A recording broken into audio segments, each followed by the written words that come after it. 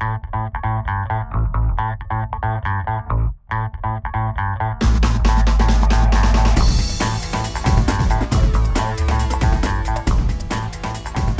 right, so I decided to do a little bit of a uh, experiment. So I was on my way up to Driver Check to do some interviews with their team, and decided to, because of where I thought they were, they're in Ayr, Ontario, AYR, and I knew roughly where they were. So I thought I would check it out by doing a GPS. Now, to be fair, I did not do a truck GPS. I did my car GPS. But this is just an experiment, just to let you know how important it was. So I thought I would get directions to them because I kind of knew where I was going. And the directions took me through all kinds of places. And if you want to see the video, you'll see some of the pictures I took while I was doing this. But it took me to on dirt roads. It took me through small towns. It took me to all kinds of places that I did not know that I would get to. And it brought me out to the same spot. So what I did is I went, I followed the GPS. Thank God I got there just in time because it did take me to gravel roads. And then when I left, I took the way that I would come out of there. And I was just around the corner, and it was a truck route, a lot better. So it's just kind of a note to let you know that you want to make sure that you're checking these, your GPS directions with truck software or truck maps or whatever you're using. Don't just rely on the GPS alone. And this is one of the pet peeves we're seeing in the industry, where new drivers are not understanding how to read maps or understanding roadways or any of that kind of stuff, and they're getting themselves into trouble. And you've probably heard of the story about the guy, there's been a few of them now actually, that have been stuck on a beach. So the GPS took the truck to the beach, and if you've ever been to Florida, you'll know that you can actually drive on the beach. So a lot of roadways on the eastern seaboard will run onto beaches. That's not unusual, but they're not meant for trucks. They're meant for cars, and even cars, you've got to watch the beach.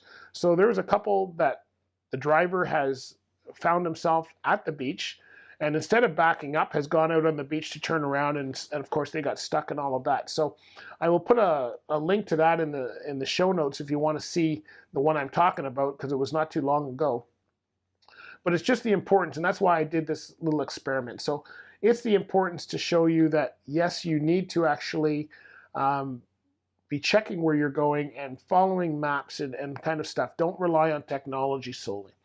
So after that, I made another choice. I decided, okay, once we got past the GPS, I decided to check one that showed parking spots and fuel prices. And I'm not going to say the name of the apps. You guys probably have them; they're well known. But I'm not here to be run down on the apps. I'm here to just help you, make you realize that you cannot just follow the technology blindly. So this one was for parking spots. So what I did find is I went to a truck stop around in the area. I went to a Flying J, and I checked out the apps. While I was sitting there, I checked out the price of gas. The price of gas had not been updated. So if the truck stop, I guess, has to do the updating on this particular app, if they do not update it, then you do not get real time. So if that's how you're choosing where to go for your fuel, you may be in some trouble, because you may find that the actual price is higher than what you thought. A lot of you, I'm sure, are on fuel cards, so that may not be an issue. But you really want to make sure you're checking those apps. The other thing I found about the parking spot, I was there during the day. There was quite a lot of parking. It said there was about 70 parking spots. Not sure, I didn't count all 70 parking spots, but there were quite a few, so I'm sure there was about 70. So that seemed to be fairly accurate. Again, this particular app required, I think, either the truck stop to be updating the app or somebody else to be updating it. So I'm not sure how well that worked. And then the other one that I went to was the scale app. So to tell you whether the scale is open or closed. And again, the app was fairly accurate as far as whether the scale is open or closed. The scale was open, but it was closed when we went by, but I think that's because they just filled up the ramp because there was a lot of trucks in the scale. So I think some of those apps are good, and some are bad. It's really about what you what you think about them, how much you rely on them. If you're relying on other sources and rely on them as a backup, I think they're a great thing.